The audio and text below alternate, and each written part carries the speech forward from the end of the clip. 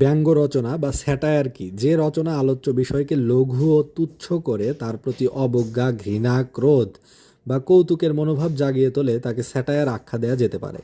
Comic রচনা থেকে এর পার্থক্য এখানে যে কমিক রচনায় নিছক হাস্যরসই প্রধান, তার পেছনে আর কোনো উদ্দেশ্য নেই। কিন্তু স্যাটায়ার হাস্যরসকে ব্যবহার করে অস্ত্রের মতো। তার উদ্দেশ্য পরিহাসাত্মক ছুরি চালিয়ে কোনো অন্যায়, অবিচার বা অসঙ্গতিকে আক্রমণ করা। এই আক্রমণের পাত্র কোনো বিশেষ ব্যক্তি হতে পারেন, একটি বিশেষ ধরনের টাইপের মানুষ কিংবা কোনো প্রতিষ্ঠান কিংবা জাতি হতে পারে, এমনকি সমগ্র মানবজাতিও হতে পারে। যেমন জনাথন সুইফটের গ্যালিভারের সফরনামা। কমিক এবং স্যাটায়ারের মাঝে পার্থক্য সর্বদা খুব তীক্ষ্ণ নয়।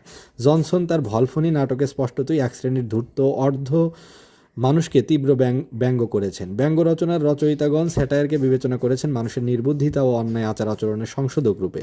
অষ্টাদশ শতকে ইংরেজি ব্যঙ্গ সাহিত্যের শ্রেষ্ঠ যুগ বলে অভিহিত করা হয়। বাংলা ভাষায় প্রমোদ চৌধুরী হলেন সার্থক স্যাটায়ার গদ্য রচয়িতা। তার রচিত